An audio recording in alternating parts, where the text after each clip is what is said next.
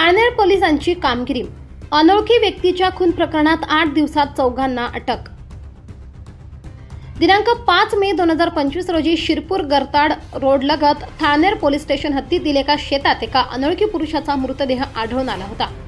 या घटनेने संपूर्ण परिसरात खळबळ उडवली होती।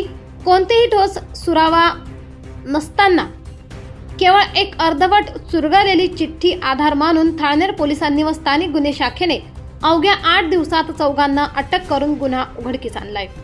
मृताची ओळख उमेश उर्फ राहुल कंदार सिंह चौहान, राहणार उपला, तालुका राजपूर, जिल्हा बडवानी, हल्ली मुक्काम नरडाणा। 4 मे रोजी मध्यरात्री कट रचून शिरपूर जवळील शेतात नेऊन गळा दाबून हत्या करण्यात आली। पूर्वीच्या भांडणाचा राग मनात धरून ही हत्या करण्यात आली आहे। आरोपींची माहिती: आकाश पावरा नरडाणा, दिलीप पावरा घनदास उर्फ गुड्डू पावरा, एक विधी संघर्षित बालक।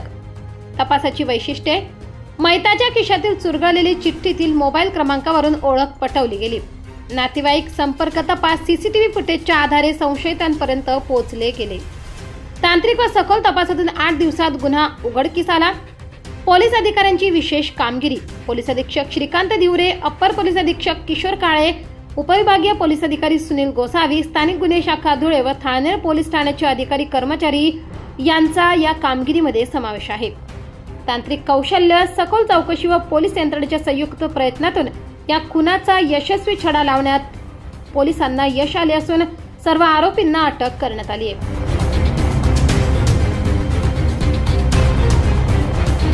दिनांक 5/5/25 रोजी पोस्टे ठाणे येथील गरताड शिवारामध्ये एका इसमास रुमालाने गळा आवळून जीवे ठार मारून शेतात टाकून दिलेले होते। त्यावरून अकस्मात मृत्यू दाखल करण्यात आलेला होता।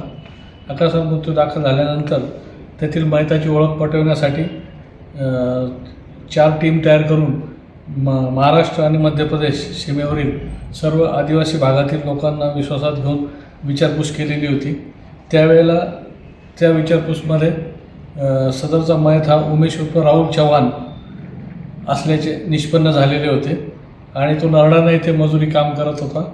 आणि त्यानंतर तपासामध्ये असे निष्पन्न झाले की त्याचे एका विधी संघर्षित बालकासोबत शेतात मजूर पाठवण्याच्या कारणावरून मारहाण केल्याचे निष्पन्न झालेले होते।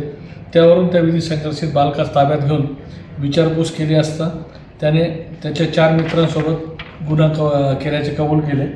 त्या भांडणावरूनच मयत राहुल यास घनदास उर्फ गुड्डू प्रेमसिंग जाधव वय 36 वर्ष, दिलीप कैलास पावरा, आकाश कैलास पावरा आणि एक विधी संघर्षित बालक या चौघांनी त्यास कट कारस्थान रचून घटना तारखेस गरताड शिवारात नेऊन त्याच्या मफलरने गळा ओढून खून करून त्याचे प्रेत तिथे टाकून पळून गेलेले होते।